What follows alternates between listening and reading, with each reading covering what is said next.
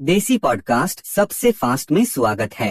तो अवतार 1 और 2 के कैमरन कट देखने के बाद भी भले ही हमारे गुरुजी के दर्शन ना हुए हों, लेकिन कोई बात नहीं, क्योंकि आने वाला भविष्य बहुत तगड़ा लग रहा है और मैं पूरी उम्मीद करता हूँ कि अवतार 3 में ये जरूर देखने को मिलेंगे। और मैं बिल्कुल भी माइंड नहीं करूंगा अगर ये पूरी की पूरी सीरीज के बिग बैड निकले तो। जिससे मुझे रीसेंट पेड्रो पास्कल और वेनेसा कर्बी का एक इंटरव्यू याद आ गया, जहां पर उनसे पूछा गया था कि क्या हमें आगे नेमोर, सू और रीड का लव ट्रायंगल देखने को मिल सकता है। तो उस पर पेड्रो पास्कल ने खुद कहा कि ये औरत सिर्फ और सिर्फ नेमोर की ही बात करती है, हम में से कोई भी उसकी बात नहीं छेड़ता, लेकिन फिर भी है नेमोर के बारे में कहने लगती है। तो इस पे वेनेसा कर्बी का कहना है कि रीड इज माय गाय, वो कभी कभी जेलस होता है लेकिन उसकी जरूरत नहीं है। ठीक है, हम भी देखते हैं ना, जब वो अपने पैरों में पंख लगाए हवा में गोते खाता हुआ अपना लंबा सा त्रिशूल पकड़ के अधनंगा शरीर लिए आपके सामने आएगा, तब बात करते हैं। फिर इस हफ्ते एक काफी बड़ी चीज हुई, लेजेंडरी हल्क होगन 71 की एज में सैडली पास्ड अवे, तो may his soul rest in peace, you got me brother. फिर जिन भी लोगों ने वुल्फेनस्टाइन गेम खेला हुआ है उसके ऊपर एक लाइव एक्शन सीरीज बनाई जा रही है, प्राइम वीडियोस पे काम कर रहा है and apparently they are quite happy with it. मैं ये पूछना चाहूंगा कि अगला गेम कब, लेकिन इसी बात से मुझे ध्यान आया कि गॉड ऑफ वॉर जो है वो भी प्राइम स्टूडियोज पे आगे बढ़ रहा है, उसकी लाइव एक्शन सीरीज चालू है, उस पर राइटिंग चल रही है। 10 एपिसोड होंगे पहले सीजन में। ये कहानी क्रेटोस और उसके बेटे पे फोकस करेगी, हालांकि चेंजेस अभी भी हो सकते हैं। और इस पूरी गेम सीरीज में काफी हेवीली इन्वॉल्व होने वाले कोरी बैरलॉग जो है वो भी इस शो के साथ काफी डीपली इन्वॉल्व रहेंगे। फिर काफी लंबे टाइम से सुनने में आ रहा था कि स्काई डांस और पैरामाउंट स्टूडियोज जो है वो आपस में मर्ज हो सकते हैं, लेकिन यूएस में क्या होता है कि बड़ी बड़ी अथॉरिटीज जो होती हैं वो इस चीज को अप्रूव करती हैं, उसके बाद ही ये डील हो पाती है। तो अब उन अथॉरिटीज ने इस पूरी चीज को अप्रूव कर दिया है, तो अब स्काई डांस और पैरामाउंट स्टूडियोज एक साथ मर्ज हो जाएंगे। लेकिन फिर भी अगर इस पूरी चीज को सिंपल सिंपल शब्दों में समझाओ ना, तो अगर भगवान ने चाहा तो आगे भविष्य में तुम इथन हंट को ऑप्टिमस प्राइम के साथ रेस लगाते हुए देख पाओगे। फिर इनविंसिबल के शो रनर रॉबर्ट कर्कमैन ने ये बात कंफर्म करी है कि इसका सीजन 4 जो है वो 2026 तक रिलीज हो जाएगा। मैं जानना चाहता हूँ कब, क्योंकि 2026 में दुनिया खत्म है। फिर जेक श्रायर जो कि मार्वल की रीबूटेड एक्समैन मूवी को डायरेक्ट करने के लिए कंफर्म कर दिए गए हैं, ये movie most likely secret Wars के बाद आएगी। तो उन्होंने कहा कि उनके एक्समैन जो है वो अभी तक जितनी भी एक्समैन मूवीज हम लोगों ने देखी है उससे रिकॉग्नाइजेबली डिफरेंट होंगे। उनका ये कहना पड़ता है कि एक्समैन का कॉन्सेप्ट और उनका जो कोर आइडिया है वो अपने आप में ही बहुत ज्यादा कॉम्प्लेक्स है, मतलब वो बाहर के लफड़े सुलझाने के बजाय अपने खुद के इंटरनल कॉन्फ्लिक्ट से ही जूझ रहे हैं, और वो उनके हिसाब से एक बहुत ही बेहतरीन आइडिया है, विच आई एग्री। बस वोल्वरीन के हाथ से कांटे निकलवा देना, और जीन ग्रे वाला वो जो वन साइडेड है ना, मतलब थोड़ा रखना तो सही ना यार।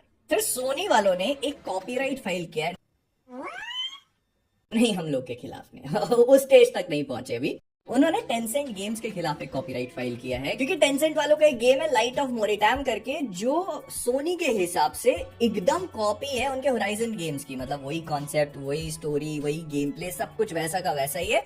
मैं तो ये बात सुन के हैरान हूँ कि इन पड़ोसी देशों को एक दूसरे के बारे में ही नहीं पता। मतलब China is famous for one thing ना, मतलब कुछ और भी होंगे लेकिन इसके लिए तो है ही। फिर अवतार द लास्ट एयरबेंडर पे एक मूवी बन रही है जिसमें जूको, प्रिंस जूको जो है ना, उसकी वॉइस देंगे हमारे स्टीवन यूएन, जो कि इनविंसिबल में मार्क की वॉइस देते हैं। मैं बस ये जानना चाहता हूँ कि ऐसे ही कैरेक्टरों को अपनी आवाज क्यों देनी जिनके बाप हरामी हो। फिर जेम्स कैमरन का ये कहना पड़ता है कि वो एक एंथोलॉजी सीरीज करना चाहते हैं जो कुछ कुछ एनिमेट्रिक्स जैसी हो, मतलब कई कई एपिसोड्स हो जो पैंडोरा की कहानी को और एक्सप्लोर करें, कि पहली बार ह्यूमंस वहां कैसे पहुंचे, उसकी पूरी हिस्ट्री बताई जाए अलग अलग एपिसोड्स के थ्रू, और आपको बोलने की जरूरत भी नहीं है। डिज्नी वाले पहले ही कॉपी पेन लेके बैठे हुए हैं, स्टार वॉर्स हो गया, मार्वल हो गया, पर्सी जैक्सन हो गया, किस चीज को नहीं छोड़ा, बस आप बोलो तो सही। आपको तो ये बोलने की जरूरत भी नहीं है, पहले ही तैयार बैठे होंगे, आपके मुंह से शब्द निकले नहीं वो पहले। फ्रंटियर्स ऑफ पादोड़ा सब तैयार है, 6 सीजन, एक सीजन में 6 एपिसोड। आप बोलोगे तो एक साथ गिरा देंगे, नहीं तो अलग अलग हफ्ते में पैसा और ज्यादा आ जाएगा। फिर आइज ऑफ वकांडा जो कि एक Black Panther Wakandan anthology animated series है, मतलब इसके हर एक एपिसोड में हम अलग अलग ब्लैक पैंथर्स को देखेंगे थ्रू आउट टाइम, जो कि दुनिया में अलग अलग जगह ट्रैवल करेंगे so that they can retrieve vibranium artefacts, मतलब कहीं कहीं पे जो भी फैले रहते हैं ना उनको वापस लेने जाए। कुल मिला के वकांडा की ट्रैवल डॉक्यूमेंट्री समझ लो। फिर वार्नर ब्रदर्स डिस्कवरी, नाम तो सुना ही होगा, तो अब इसको फिर से चेंज किया जा रहा है। अब ये वार्नर ब्रदर्स डिस्कवरी की जगह वार्नर ब्रदर्स कहलाएगा, जहां पर इनका पूरा टेलीविजन फिल्म्स वाला सेगमेंट होगा, और उसके अलावा डिस्कवरी जो है वो अलग हो जाएगा। मतलब ये पहले ऐसा ही था, फिर इनका मर्जर हुआ, फिर इन्होंने वार्नर ब्रदर डिस्कवरी कर दिया, फिर इसको अब अलग अलग कर रहे हैं। क्या है ना कि पिक्चरें नहीं मिल रही हैं काट पीट करने के लिए, तो इसीलिए अपने नाम के साथ ही खेल लिया। फिर अगर तुम नहीं जानते तो बेसिकली दो ऐसे लोग हैं, दो डायरेक्टर हैं जो स्टार वॉर्स की लाइव एक्शन मूवीज पे काम कर रहे हैं अलग अलग। सबसे पहले तो डेडपूल एंड वोल्वरीन बनाने वाले शॉन लेवाई, और कुछ ही दिनों पहले पता चला था कि इनकी जो मूवी है उसका वर्किंग टाइटल है खाइबर मिस्ट। लेकिन इसके अलावा आते हैं एक और शख्स, टाइका वाइटिटी। ये एक स्टार वॉर्स की मूवी बना रहे हैं। पता है इसका वर्किंग टाइटल क्या है? नहीं, चलो तुम गेस करो। नहीं, तुम कर भी नहीं पाओगे, मैं बता देता हूँ। कॉस्मिक डूम। नहीं, हो गया। ये वर्किंग टाइटल नहीं है, ये इस पिक्चर का भविष्य है। जश्न की तैयारियां करो मामा, एक स्टार वॉर्स मूवी और बर्बाद होते हुए। फिर जो मैंने एक्स-मेन रिबूट की बात करी थी ना, तो उसको लेकर एक और छोटी सी अपडेट ये है कि इसकी कास्टिंग तब तक नहीं होगी जब तक स्क्रिप्ट कंप्लीट नहीं हो जाती। मतलब जेक श्रायर अभी इसकी स्क्रिप्टिंग कर रहे हैं और जब तक वो कंप्लीट नहीं हो जाती ये लोग एक्टर्स को कास्ट नहीं करेंगे। तो इस हिसाब से डूम्सडे की फिल्मिंग शुरू कैसे हो गई, क्योंकि स्क्रिप्ट तो उसकी भी कंप्लीट नहीं हुई है। और ये मैं नहीं बोल रहा हूँ, ये रेबेका रोमजन जो कि इस मूवी में मिस्टीक का रोल प्ले करने वाली है, उनके हिसाब से शी इज नॉट श्योर कि उन्होंने अभी तक डूम्सडे की फिल्मिंग कंप्लीट करी भी है या नहीं, क्योंकि उनको पूरी स्क्रिप्ट नहीं मिली, क्योंकि स्क्रिप्ट अभी कंप्लीट ही नहीं हुई है। और कुछ ही दिनों पहले एक आदमी आया था इंटरव्यू देने के लिए, लंबी फेंक के गया भाई कि don't believe everything you here online, और हम लोग तब तक फिल्मिंग शुरू नहीं करते जब तक स्क्रिप्ट कंप्लीट नहीं हो जाती। इसीलिए मैं कहता हूँ टोपी उतनी लंबी होनी चाहिए कि धूप ना लगे।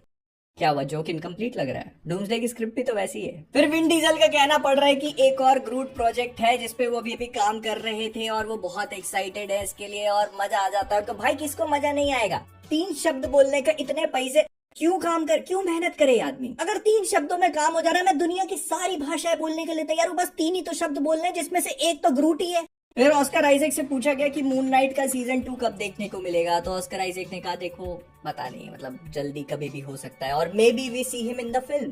कौन सी फिल्म ऑस्कर भाई, कौन सी? भाई को खुद नहीं पता। आई फील सॉरी यार, मतलब मैं माफी मांगता हूँ आपसे। फिर पेड्रो पास्कल से पूछा गया कि आपको कैसा लग रहा है आरडीजे के खिलाफ, डॉक्टर डूम के खिलाफ उससे फेस ऑफ करके, हाउ डू यू फील? तो पेड्रो पास्कल का कहना पड़ता है कि ही इज डैडी डूम्सडे। मजा ही आ जाता है, मतलब जब जाओ सेट पे एकदम खिला खिला माहौल मिलता है। I absolutely love it, he is delicious।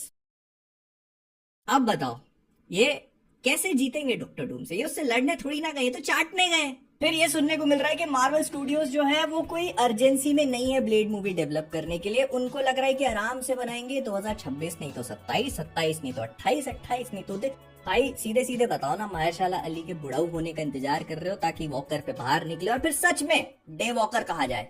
फिर ऐसा सुनने को मिल रहा है कि रायन कुगलर जो ब्लैक पैंथर 3 मूवी डेवलप कर रहे हैं डायरेक्ट करने के लिए, उसको लेकर काफी इंटरनल एक्साइटमेंट है। मतलब ऐसा कुछ बना दिया उन लोगों ने कि मार्वल वाले पागल ही हो चुके हैं, उनको समझ में ही नहीं आ रहा कि क्या करे। और इसी के साथ फिर ये भी सुनने को मिला कि मार्वल स्टूडियोज ने डूम्सडे और सीक्रेट वॉर्स के बीच में 23 जुलाई 2027 की एक डेट होल्ड कर ली है। हो सकता है कि वहां पर कोई मूवी रिलीज हो जिसके बारे में हमको अभी नहीं पता ब्लैक पैंथर 3। लेकिन अगर डॉक्टर स्ट्रेंज 3 और थॉर 5 के अलावा कुछ रिलीज हुआ तो देख ही लेंगे यार, मतलब काम ही अपना देखना तो है, तुम्हारे पास ऑप्शन है पर तुम भी देखोगे।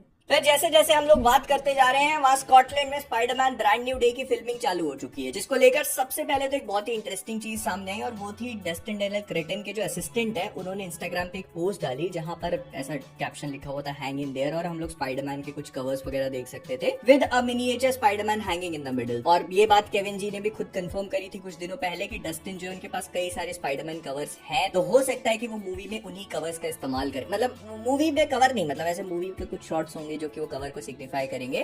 तो इसमें से एक पे टारेंटुला दिख रहा है जो एक विलन है स्पाइडरमैन का, और दूसरे पे बूमरैंग। देखते हैं कि कैसा होता है मूवी में, बट तुम्हें पता है comic books, I get excited. और हाँ, जो मैंने स्कॉटलैंड की बात करी थी, तो वहाँ ग्लासगो में इन लोगों ने एक सेट वगैरह खड़ा किया हुआ है जिसके कुछ बिहाइंड द सीन्स इमेजेस निकल के आई है, और उससे ये पता चल रहा है कि इस मूवी की टाइमलाइन 2027 की होने वाली है, जो कि परफेक्टली कोइंसाइड कर जाता है थंडरबोल्ट्स और बाकी की जो रीसेंट मार्वल मूवीज है उनके साथ में।